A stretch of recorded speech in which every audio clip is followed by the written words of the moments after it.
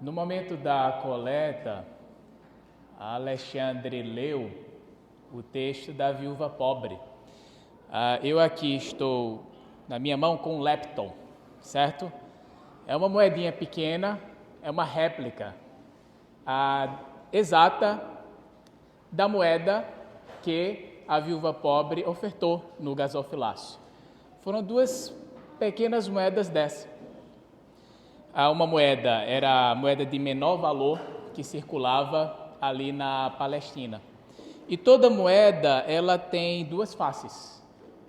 Duas faces que constituem o que é uma moeda e que representam um determinado valor.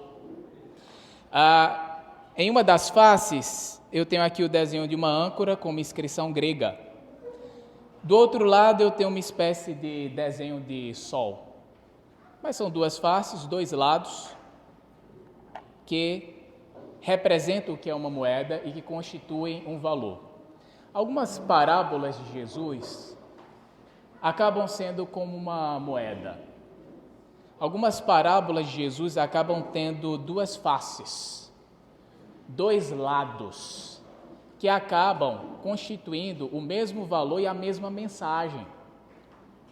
Eu convido você a abrir a sua Bíblia no livro de Mateus, Mateus capítulo 13.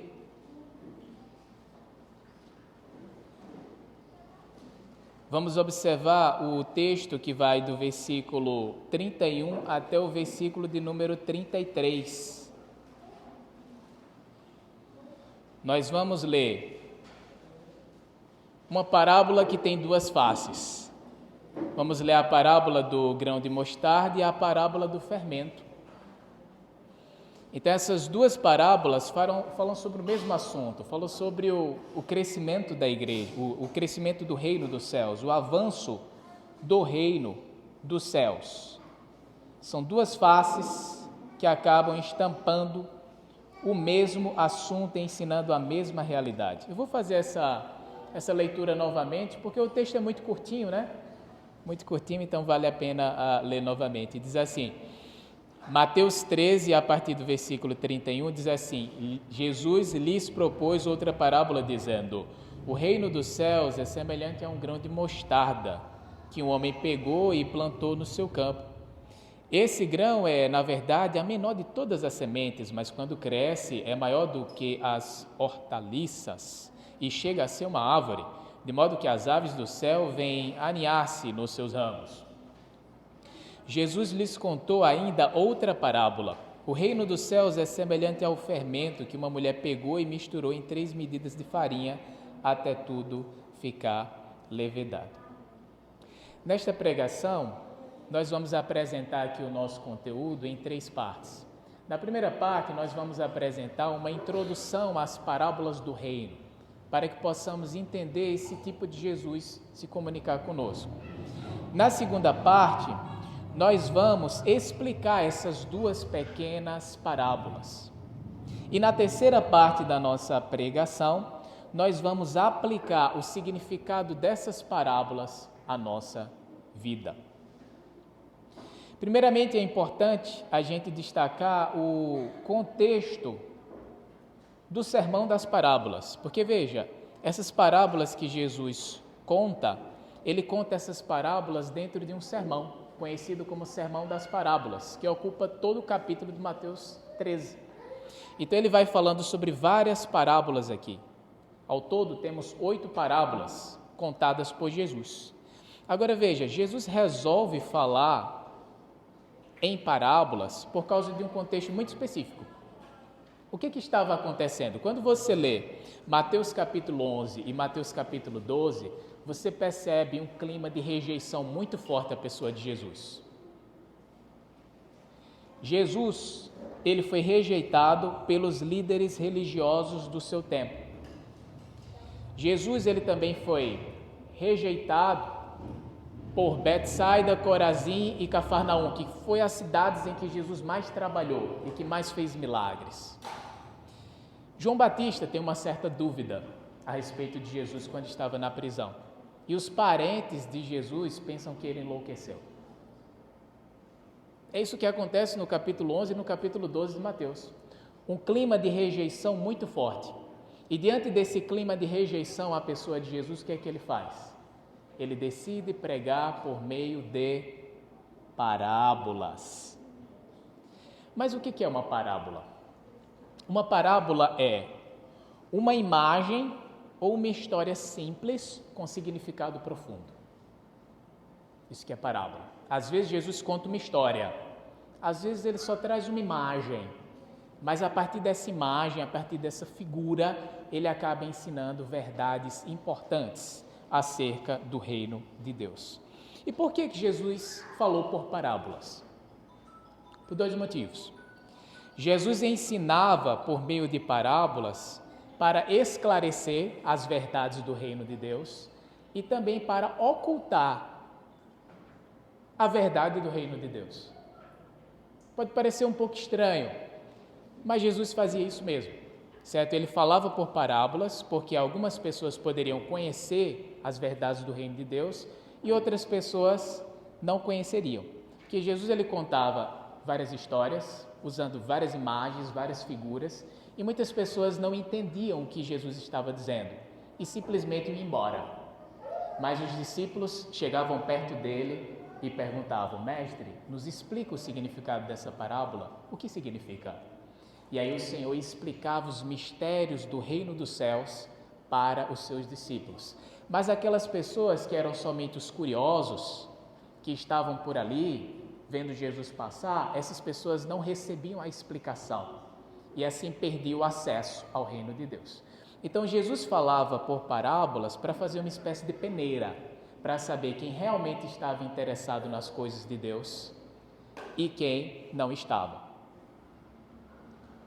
Qual é o assunto principal das parábolas? O reino de Deus. Este é o assunto principal das parábolas. Aqui no livro de Mateus, a expressão reino de Deus aparece pela nomenclatura reino dos céus. A expressão reino dos céus é uma abreviação, tá? É uma abreviação. Na verdade, a frase toda seria reino daquele que está nos céus, certo? Então você pode ler reino dos céus como reino de Deus, certo? Não pense que quando o livro de Mateus fala sobre reino dos céus, ele está falando do céu. Ele está falando do paraíso. Não é isso, tá? Reino dos céus é reino daquele que está nos céus. Falando a respeito do próprio reino de Jesus. Certo? E o que é o reino de Deus? O reino de Deus é o governo de Deus exercido e reconhecido. O reino de Deus não é um lugar ou uma instituição, mas uma condição de submissão a Deus.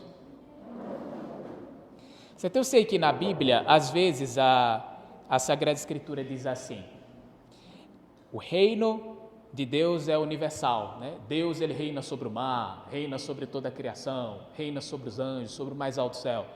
Mas às vezes a Bíblia diz: Deus reina sobre todas as nações, Deus reina sobre Israel, Deus reina sobre a igreja. Certo? Mas, às vezes, a Bíblia fala de um reino que é espiritual. Lembra quando Jesus foi perguntado acerca do reino de Deus? Chegaram os fariseus e fizeram algumas perguntas para Jesus. Quando vem o reino de Deus? O que Jesus respondeu? Ele disse: o reino de Deus não vem com visível aparência, de modo que você possa dizer: o reino está aqui ou o reino está ali, porque o reino de Deus está dentro de vocês. Então, o reino que Jesus mais pregou não foi um reino que pertence a esse mundo, mas um reino que é espiritual, um reino que está dentro das pessoas.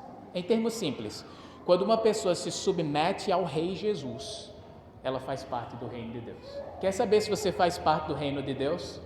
Se você ouve a voz de Jesus e segue o seu rei, você faz parte do reino dele. Quem reconhece a autoridade e o governo de Deus como rei, faz parte do rei.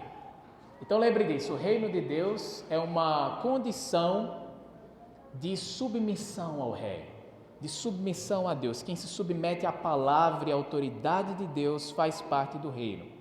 E esse tipo de reino que Jesus pregou. Jesus queria que as pessoas entendessem que Deus é soberano, Deus é rei, Deus é aquele que está acima de tudo e todos, é aquele que nos dá vida, respiração e tudo mais, e que tem autoridade não somente sobre a terra e o mar, mas tem autoridade sobre a nossa vida. É isso que Jesus explicou. E quem reconhece que Deus é aquele que tem autoridade sobre a nossa vida e vive de acordo com a sua palavra, este sim, faz parte do reino de Jesus Cristo. Mas como esse reino nasce em nossa vida? A parábola do semeador explica que o reino de Jesus nasce em nossa vida quando nós ouvimos a palavra de Deus e aceitamos a palavra de Deus entendendo o que esta palavra está dizendo. Então, quem aceita a palavra de Jesus e entende de fato o que ele está comunicando, este faz parte do reino de Deus. Agora, o reino de Deus nasce em nossa vida quando nós aceitamos a palavra de Deus e quando nós entendemos o que a palavra de Deus representa em nossas vidas. Mas como é que esse reino ele cresce em nossa vida? Como é que esse reino se desenvolve? As duas parábolas que nós lemos aqui, que acabam falando sobre um assunto só, vai nos ensinar sobre como o reino de Deus pode tomar conta da nossa vida, como o próprio Jesus pode ser mais influente na nossa vida e crescer em poder em nosso coração.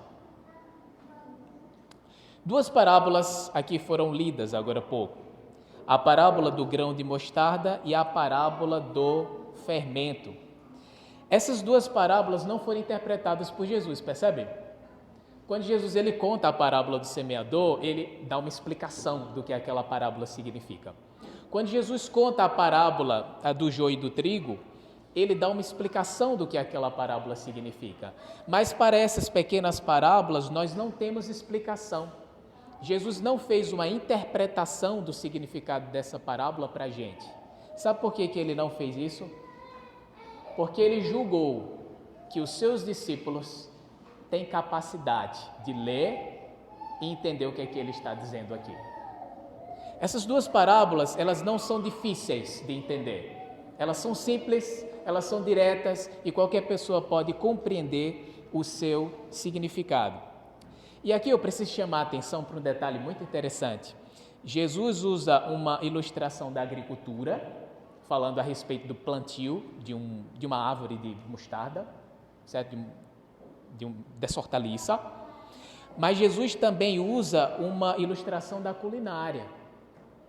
Aqui, Jesus, por meio dessas imagens, consegue se comunicar muito bem com os dois públicos, né? Com homens e mulheres. Porque na época de Jesus, os homens costumavam trabalhar mais no campo, nas plantações, enquanto as mulheres cuidavam dos serviços domésticos. Então, por meio dessas duas imagens, Jesus consegue atingir os dois públicos, homens e mulheres, nos seus afazeres e comunicar as verdades maravilhosas do reino de Deus. Vamos falar sobre a primeira imagem. A primeira imagem que Jesus utiliza é a imagem do grão de mostarda. Jesus compara o reino de Deus a um grão de mostarda. Eu não sei se você já pegou uma semente de mostarda. Mas uma semente de mostarda é do tamanho de uma cutícula que você pode ter em sua unha. Muito pequena. Mas só que quando esse grãozinho ele é colocado sobre a terra, nasce uma planta grande. Esta hortaliça, a planta de mostarda, em Israel tem várias espécies de planta de mostarda, né? Mas em Israel o pé de mostarda pode chegar até 3 metros ou 3,5 metros. Uma hortaliça grande. Então Jesus diz, olha, o reino de Deus, o crescimento dele funciona assim. Começa como um grãozinho de mostarda, colocou sobre a terra. Aí o que é que aparece? Aparece com o passar do tempo uma árvore grande, né? Aparece uma hortaliça grande, a maior das hortaliças. E até os passarinhos vêm colocar os seus ninhos naquela hortaliça que quase que se parece com uma árvore. Esta é a primeira imagem que Jesus utiliza para comunicar as verdades do reino de Deus. A segunda imagem que Jesus utiliza é a imagem do fermento. Isso pode parecer estranho para algumas pessoas. Como assim Jesus utiliza a figura do fermento para falar do avanço do reino de Deus. Porque muitas vezes o fermento, ele é associado a pecado. Lembra de Jesus falando assim, cuidado com o fermento dos fariseus? Lembra dele falando isso?